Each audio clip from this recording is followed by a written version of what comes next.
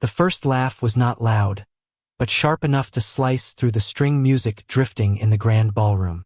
It came from the corner table, where champagne flutes sparkled like tiny daggers under the chandeliers. Some guests chuckled along nervously, pretending they had not heard the venom in the sound. Yet everyone knew where it came from: the woman in the crimson dress who had been smirking all evening, the billionaire's ex-wife. And she was staring straight at the bride, her rival, the woman who was black, who had been called everything from a gold digger to an outsider, who now stood in a gown brighter than the chandeliers themselves. Amara tightened her grip on her bouquet, the fresh roses trembling as if sensing her pulse. She had endured many things: headlines dripping with racism, whispers in boardrooms about her skin, threats mailed to her office. But tonight, on the night meant to seal her happiness, the wound still cut raw. Across the room, Meredith, the ex-wife, raised her glass, lips curling in mockery. The groom, Richard Callahan, billionaire and ruthless titan of steel and finance, sensed the shift in the air before he saw it. His jaw tightened, a muscle twitching like the tick of a clock. He had promised Amara that no one would ruin this night. Yet here, in front of hundreds of cameras, shareholders, politicians, and enemies dressed as friends, his past was striking at his present with cruel precision. The guests whispered. Some admired Amara's beauty, her regal grace, the way her presence commanded the hall. Others judged her skin, her origins, her right to be here.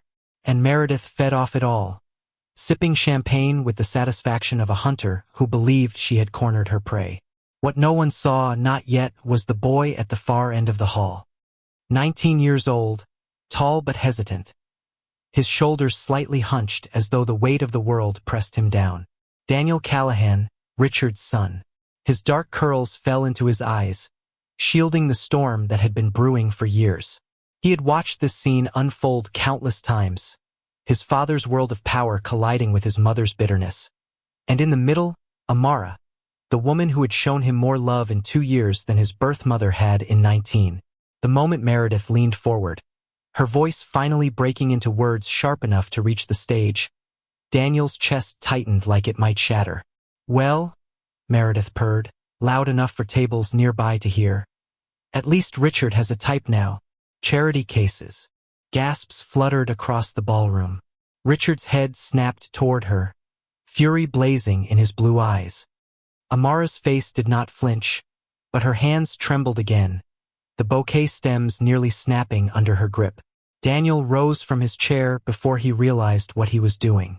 His heart pounded in his throat. For years, he had hidden, swallowed, reshaped himself into what the Callahan name demanded.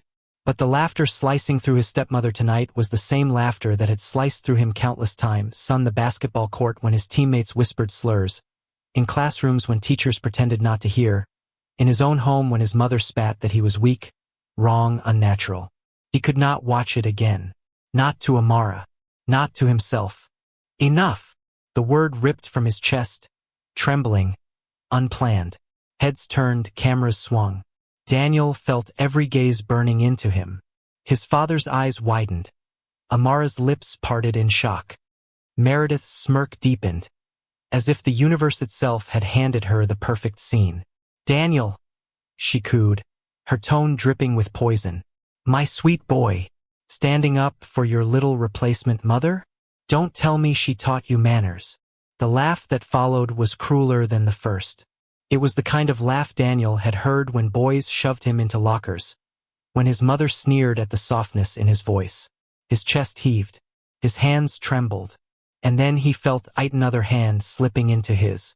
Warm, steady, trembling just enough to say, "I'm scared too, but I'm here."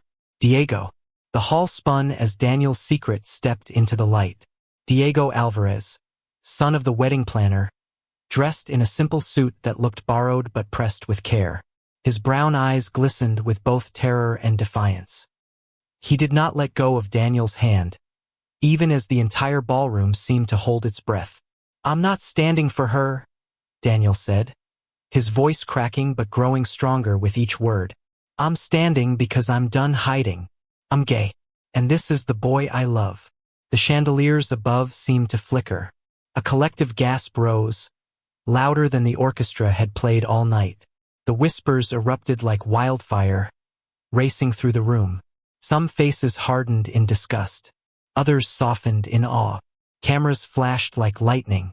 Meredith's glass slipped from her fingers, shattering on the marble floor. For the first time in years, her face lost its carefully maintained mask. She staggered forward, lips parted, eyes wide, as if the ground itself had betrayed her. "No," she whispered. "No, you can't. Daniel." But the boy she once controlled was no longer hers to silence. He stood taller now, his hand clasped with Diego's, his voice steadier. "You mocked Amara because she's black. You mocked me because I'm different. But you don't get to decide who we are. You don't get to decide who we love." The ballroom roared. Not with applause yet, but with chaos, half gasping, half cheering, half whispering scandal into their phones. Richard's face was a storm, torn between rage and pride. Amara's eyes glistened with tears she fought to keep from falling. And Meredith sank to her knees, the world around her spinning. "Please," she whispered hoarsely, reaching toward her son. "Please, Daniel, don't do this. Don't humiliate me like this." Humiliation. That was what she called truth. That was what she feared. Daniel stared at her, his chest rising and falling with a fury built from years of silence. "You did that to yourself." Diego squeezed his hand, grounding him. The cameras flashed again, capturing every angle of Meredith's fall, every tear in Amara's eyes, every ounce of courage in Daniel's stance.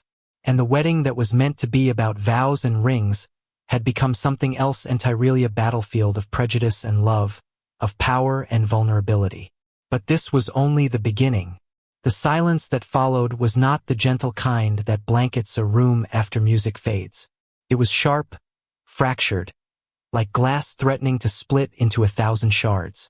People shifted in their seats, others raised phones higher, the hungry glow of screens reflecting the scandal they had just witnessed. Somewhere near the back, a senator's wife whispered too loudly, "The Callahan boy is gay," as though naming it made it more dangerous. Daniel's chest burned. For the first time in his life, he wasn't choking on words he couldn't say. He had said it. He had said it to the world, with Diego's hand anchoring him. The fear that had always lurked in his ribsphere of his father's disappointment, his mother's hatred, the press's cruelty didn't vanish. But for the first time, it was smaller than the truth. Meredith's knees touched the marble floor, her crimson dress pooling around her like spilled blood. She wasn't begging yet, not fully. Her voice trembled with disbelief more than humility. "Daniel, sweetheart, you don't understand what you're doing. They'll crucify you. The Callahan name isn't yours anymore." Richard's voice cut through, steel layered with fire. He stepped forward, finally moving from Amara's side. The billionaire's towering frame seemed to cast a shadow that swallowed Meredith whole. "And Daniel doesn't belong to your cruelty either." Every eye darted between the two, the ex-wife and the man who had once chosen her, now stripped bare before society's judgment. Meredith's mouth opened, then snapped shut, as if she could already see the headlines forming, the investments trembling, the empire quaking not from Richard's decisions but from her humiliation. Amara placed her bouquet down gently, her movements measured, queen-like despite the storm raging around her. When she stepped forward, Daniel's heart clenched. He had expected disappointment, maybe even silence, the way most adults reacted when he dared to show himself. But Amara's eyes held something else, love, unshaken and fierce. She touched Daniel's cheek, her hand soft but firm. "You are brave," she whispered, just for him, though microphones scattered through the room caught enough for the world to hear. "And you are loved." Daniel's throat closed. He had never heard it said so simply, so completely. Diego's hand tightened on his, the warmth of it spreading into every cold corner that Meredith had carved inside him. Meredith rose slowly, fury replacing her shock. "Love?" she spat, her voice louder now, wild with desperation. "You call this love? Parading your sin in front of everyone, destroying your father's legacy, humiliating me in front of the world?" This is what she taught you. Her finger jabbed toward Amara like a weapon. This woman poisoned you against your own blood. The crowd hissed with whispers, tension crackling like static. Richard's fury sharpened, his fists clenched at his sides. But before he could speak, Daniel's voice rang out again, stronger this time. No, he said, the words slicing through her accusations. Amara saved me. You were the one who made me hate myself. You made me believe I was broken, that who I was would kill me. Amara. She gave me a reason to live. His words cracked, but the weight of them shattered Meredith's composure. She swayed, her breath coming too fast, the crimson silk of her gown rippling as though it too were unraveling. Richard stepped closer, his voice low but dangerous. Meredith, leave. You've disgraced yourself enough for one night. But Meredith was not ready to surrender. Her voice pitched higher, shrill now, clinging to any shred of control. Richard, you can't mean this. Look at what he's done. Look at what they'll say about us. About him. About you. Do you think the board will keep you if your son, your heiress flaunting? Enough. Richard's roar silenced even the whispers. His eyes, icy and sharp, pinned her in place. The only disgrace in this room is you. My son has more courage in his heart than you ever had in your entire life. A murmur of approval swept through part of the crowd, though others shifted uncomfortably, trapped between admiration and prejudice. Daniel could see it all, the war of opinions, the dividing lines of who would stand with him and who would turn away. But for once, he didn't care. He had Diego's hand, Amara's touch, his father's defense. That was enough. Meredith staggered back, her face pale now, the crimson of her lips trembling. And then, in a move no one expected, she dropped fully to her knees, her voice breaking into a raw plea. Please, Daniel, she whispered, tears streaking her face. Please don't do this to me. Don't destroy me. You're all I have left. Her words hung in the air, heavy, suffocating. For a heartbeat, Daniel saw the woman who had once been his mother, the one who held him as a child, who sang lullabies before bitterness devoured her voice. For a heartbeat, he saw the fragile humanity behind the cruelty. But then he remembered the years of silence, the nights of tears, the weight of shame she had forced him to carry. And he knew mercy didn't mean surrendering his truth. You had me, Daniel said softly, and you lost me the moment you chose hate over love. The room fell into stunned silence again. Cameras flashed. Somewhere a woman gasped. The orchestra, still seated awkwardly in the corner, shifted as though even they knew the night had changed forever. Richard moved to his son's side, placing a hand firmly on Daniel's shoulder. His voice, though quieter now, carried the power of a man unafraid of empires crumbling. You'll never kneel to her again, he told Daniel. Not for who you are. Not for who you love. Diego's eyes shimmered with tears, but his smile was small and steady, like a flame refusing to die. He squeezed Daniel's hand again, the silent vow passing between them. No matter what storm came, they would face it together. The guests were no longer silent. Some clapped hesitantly, others frowned. A few even rose in defiance, muttering about disgrace and tradition.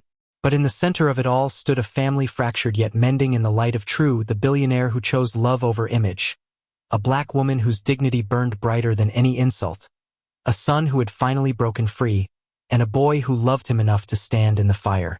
The wedding could not go back to what it was meant to be. It had become something larger, something rawer, and for many, something unforgettable.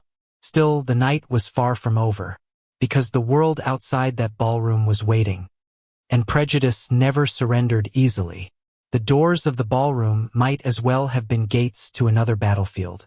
Outside, reporters swarmed like a hive of hornets awakened too early, their voices sharp, their questions venomous, their cameras hungry. Even before the first champagne glass had been cleared, the story had already spilled into the world beyond those golden walls. Headlines pulsed on phone screens. Billionaire wedding turns into scandal as gay son comes out publicly. Ex-wife in tears after racial tension explodes at ceremony. The internet was already aflame. Daniel sat in a small antechamber just beyond the ballroom, his knees pressed together, his hands still clinging to Diego's. He didn't know how long it had been since he spoke, since the room erupted, since his mother fell to her knees. Time had warped, bending around the weight of what he had done. "You're shaking," Diego murmured. Daniel looked down. His fingers trembled, his breath shallow, the adrenaline crashing now that the spotlight had dimmed. "I can't stop," he admitted, his voice barely a whisper. Diego leaned closer, pressing his forehead against Daniel's. "You don't have to stop. You just have to breathe. You did it, Daniel. You finally did it." Daniel closed his eyes, letting the words wrap around him. He had dreamed of saying it, of not hiding anymore, but he had never imagined it like this, so public, so explosive, so final. The fear still lingered, but under it, a fragile thread of relief wound its way through his chest. A soft knock broke the moment. The door opened, and Amara entered, her gown trailing like moonlight behind her. She carried herself as though the chaos had never touched her, but her eyes betrayed the storm beneath. She knelt in front of Daniel, reaching for his free hand. "You don't know what you just did," she said, her voice steady yet heavy. "You think this is the hardest part, but it's only the beginning. They'll come after you, after Diego, after all of us." "I know," Daniel said, though he wasn't sure he really did. "But I couldn't let her keep doing it. Not to you. Not to me." Amara's gaze softened. "You were brave, and bravery always costs something. But it's worth it. It's always worth it." Behind her, Richard stepped into the room, his presence filling the space. His tie was loosened, his face still flushed with anger.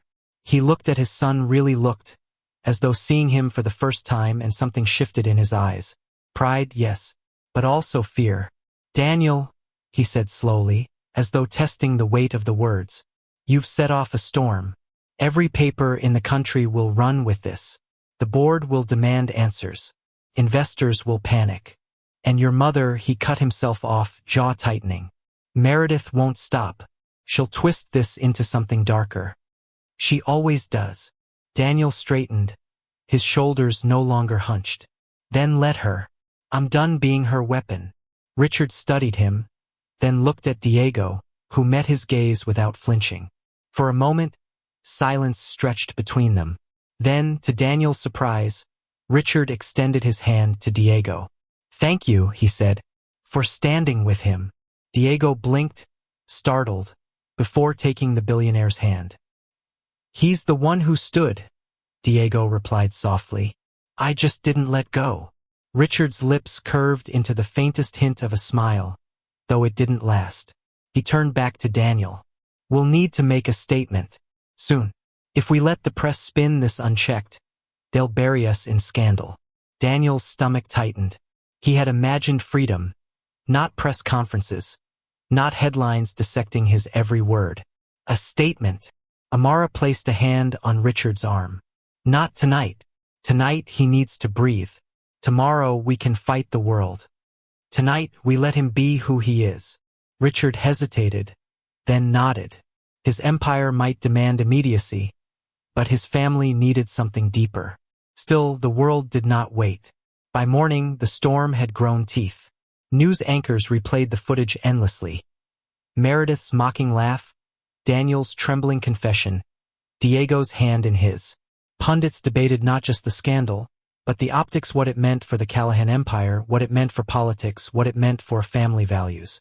Support poured in from LGBTQ+ groups, civil rights leaders, and countless strangers who saw themselves in Daniel's courage. Hate poured into anonymous threats. Slurs splashed across social media, calls for boycotts of Callahan Enterprises. In the Callahan penthouse, the family gathered around the television as their lives unraveled in real time. "Listen to this," Richard muttered, turning up the volume. On screen, a conservative commentator sneered. "This is what happens when men lose their spines and let women like that," he jabbed a finger at a picture of Amara, "corrupt their families. First, a black gold digger sneaks her way into the Callahan fortune, and now the son is flaunting perversion for the cameras. This family is finished. Amara's hands clenched in her lap. Richard snapped the remote off, the screen going black. Let them talk, Daniel said, though his voice shook. They've been talking my whole life. This doesn't change who I am. No, Amara agreed, her voice calm but firm. It doesn't. But it changes how the world sees you. And that can be dangerous. Diego shifted uncomfortably beside him. My family's already getting messages, he admitted. Some of them supportive. Some not.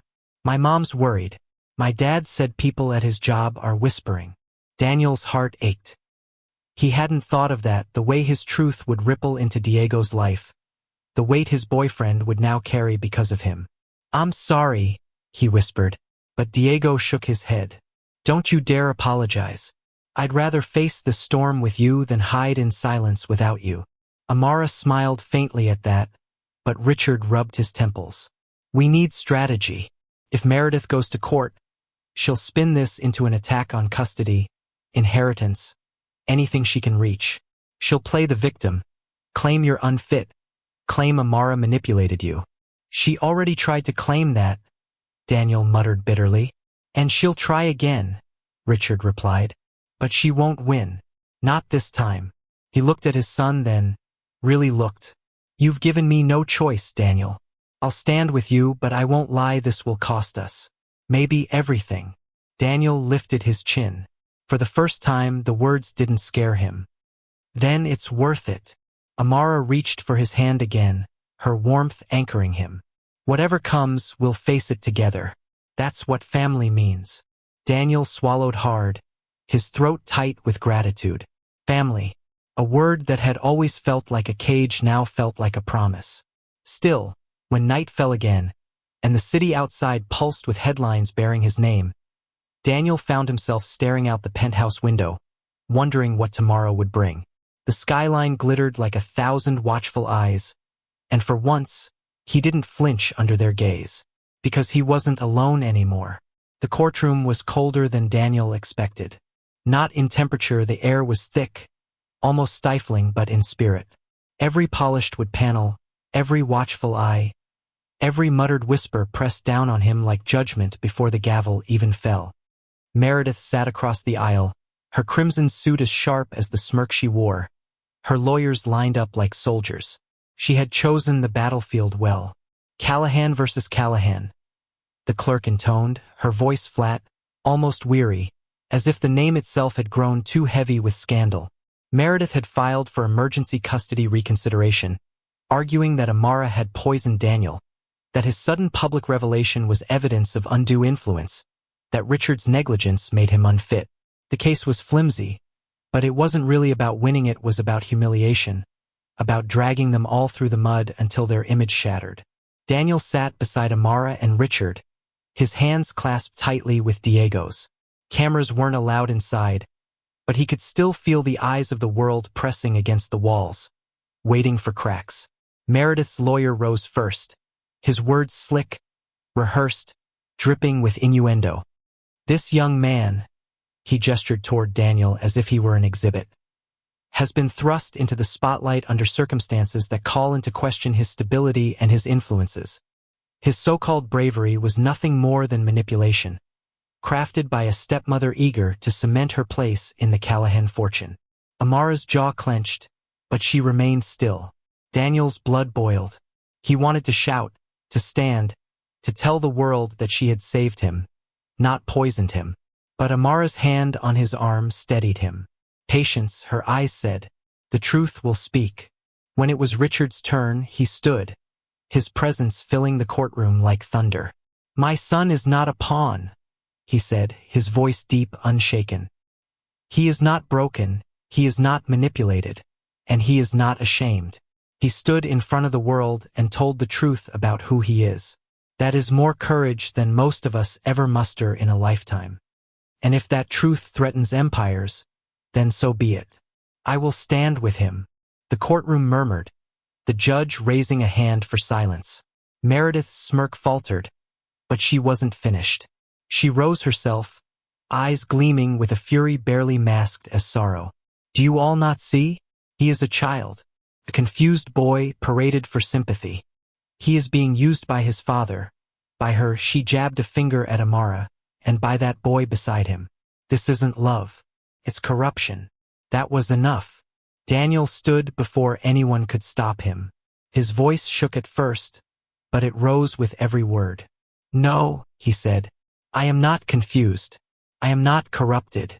I am your son, and you made me believe I was wrong for years. You told me my love was a disease. You told me my heart was broken. And now you want this court to believe it too. But I won't let you. He turned to the judge, to the room, to everyone who had ever doubted. I'm gay, and I love Diego. That is the truth. Amara didn't force it out of me. Diego didn't trick me into it. My father didn't manipulate me. This is who I am. And if that disappoints my mother, then that's her choice. But it will never make me less. And it will never make me unworthy of love. The words echoed, raw and unpolished, but undeniable. Meredith's face crumpled, her mask slipping at last. She sank back into her seat, her body shaking, tears streaking the paint of her perfect face. The judge's gavel fell, sharp against the wood. That is enough, she said firmly. Her gaze lingered on Daniel, softer than expected. This court will not be used as a stage for prejudice. Custody remains unchanged. This matter is dismissed. A gasp rippled through the courtroom. Richard exhaled, relief loosening the iron grip in his chest. Amara closed her eyes briefly, whispering a prayer of thanks. Diego squeezed Daniel's hand so tightly it almost hurt, but Daniel didn't mind, because he had done it. He had spoken his truth, not just in a ballroom, not just to his family, but in the face of law, of power, of the mother who had tried to break him. And he was still standing. The storm didn't end there. The press outside erupted, headlines multiplying like wildfire. Meredith fled the courthouse, cameras flashing on her tear-streaked face, the image of a woman undone by her own cruelty. She would retreat, lick her wounds, perhaps plot again. But something in her had broken too. For Daniel, though, the world began to shift. Hate still poured in letters, messages, whispers. But so did love. Strangers wrote to him about their own sons, their own fears, their own secrets. LGBTQ plus teens called him brave. Civil rights groups hailed Amara's dignity, Richard's defense, Daniel's courage. The storm hadn't destroyed them. It had revealed them. Weeks later, the Callahan estate hosted a gathering, not a gala, not a press stunt, but a celebration. Friends, allies, and family who had stood with them filled the halls. The chandeliers still glowed, but this time their light felt warmer, less like scrutiny, more like home. Daniel stood at the center, Diego at his side. Music played softly, laughter floated through the air. For the first time, he felt like he belonged not just to a family, but to himself. Amara approached, her gown replaced by a simple dress, her beauty no less radiant. She kissed Daniel's cheek. I am proud of you, she whispered. More than you will ever know. Richard joined them, placing a hand on both their shoulders. His voice was gruff, but his eyes betrayed emotion. The world will keep testing us, he said, but we'll keep standing. Together. Daniel nodded, his chest swelling with something new hope. Not the fragile hope of wishing, but the steady hope of believing. He turned to Diego, who was watching him with that soft, unwavering gaze that had anchored him through everything. Thank you, Daniel whispered. For what? Diego asked. For not letting go. Diego smiled. I never will. They kissed then, not hidden, not ashamed, but in the open, under the light of chandeliers that once bore witness to cruelty. The room didn't gasp this time, cheered. And somewhere, even in the shadows of prejudice that would never fully disappear, a new story began, not one of scandal, but of love, resilience, and family rebuilt. The journey was far from over. The battles would come again. But Daniel knew, with Amara's strength, his father's protection, and Diego's hand in his, he would face them all. And for the first time in his life, he wasn't afraid.